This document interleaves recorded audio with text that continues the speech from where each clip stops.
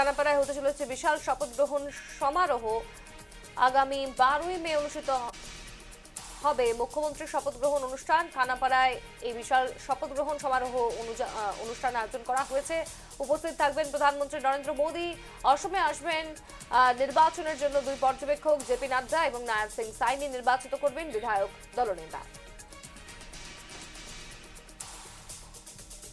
মুর্তজা আহমেদ আমাদের সঙ্গে টেলিফোন লাইনে যুক্ত হয়েছে, আমাদের প্রতিনিধি। মুর্তজা, যেহেতু নতুন সরকার গঠন হতে চলেছে, 12ই মে শপথ গ্রহণ অনুষ্ঠান থাকছে, কারা কারা থাকবেন, কখন থেকে শুরু হবে এই শপথ গ্রহণ অনুষ্ঠান এবং কোথায় আয়োজন করা হয়েছে কি জানতে পারছো?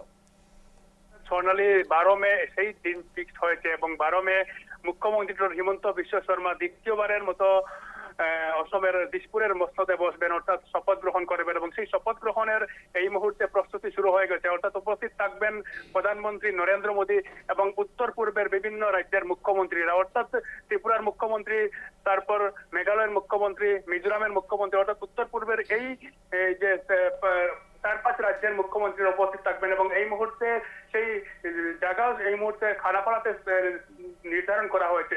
এই ক্ষেত্রে বলা যায় যে এই মুহূর্তে বিভিন্ন বিধায়করা বা মন্ত্রীদেরকে নিয়ে আগামীকাল এক বৈঠক রয়েছে, অর্থাৎ এনডিএর যে 102 জন বিধায়ক, সেই বিধায়কদের নিয়ে বৈঠক অনুষ্ঠিত হয়েছে এবং আজ মুখ্যমন্ত্রী অর্থাৎ হিমন্ত বিশ্ব শর্মা আজ নিজে পদত্যাগ করলেন, অর্থাৎ রাজ্যপাল রাজভবনে গিয়ে তিনি পদত্যাগ পত্র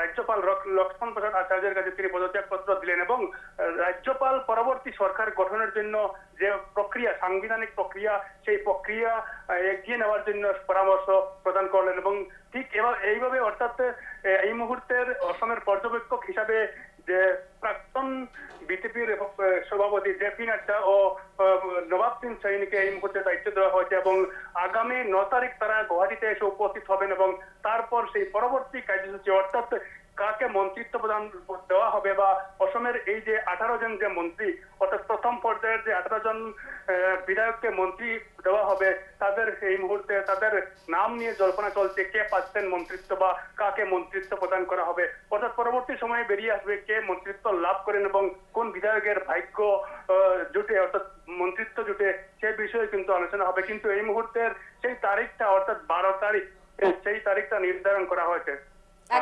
ধন্যবাদ তোমায় মুর্তজা।